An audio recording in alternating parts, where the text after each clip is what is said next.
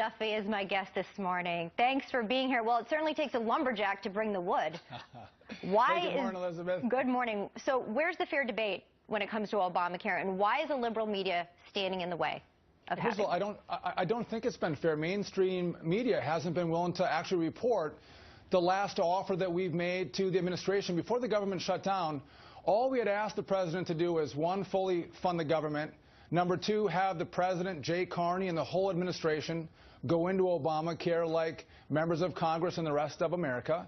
But the last thing we asked for is to treat the American families the same way as big businesses in regard to taxes and penalties in Obamacare. And when you push back on the liberal media saying, isn't that reasonable? They don't have an answer for it.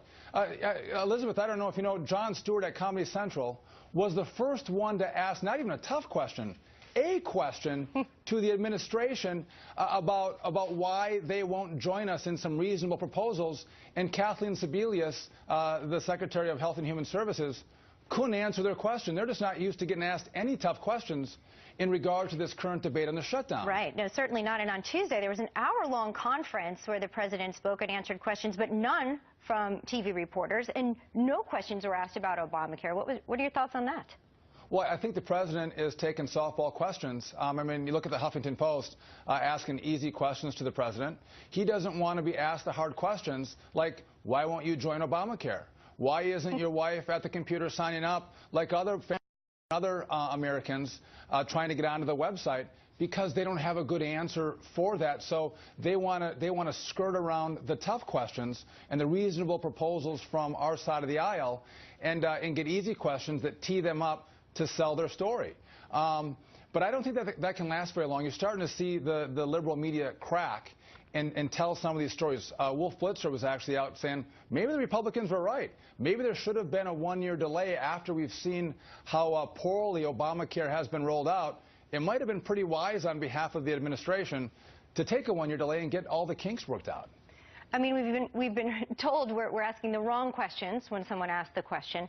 Yesterday, Jay Carney didn't want to answer the question when it came to the death penalty and payments to those that have fallen in the line of service. How do we get answers then, Congressman? Well, it's challenging. I think bringing out the question is important. But right there, that was a great example of the administration playing politics with a shutdown and causing some pain on the families of our fallen heroes. But that's not new for this administration. You've seen they've walled off, gated off the World War II museum. It's an open-air museum making sure our World War II vets, probably their last time coming to Washington, D.C., they can't access the memorial that was erected on their behalf and in their honor just to cause political pain. And this is petty. Look back, Elizabeth, remember when sequester came into effect? Remember the president shut down the White House so kids who had gone through bake sales, raising money to go see the People's House, these young kids in America couldn't see it because the president wanted to make a political point.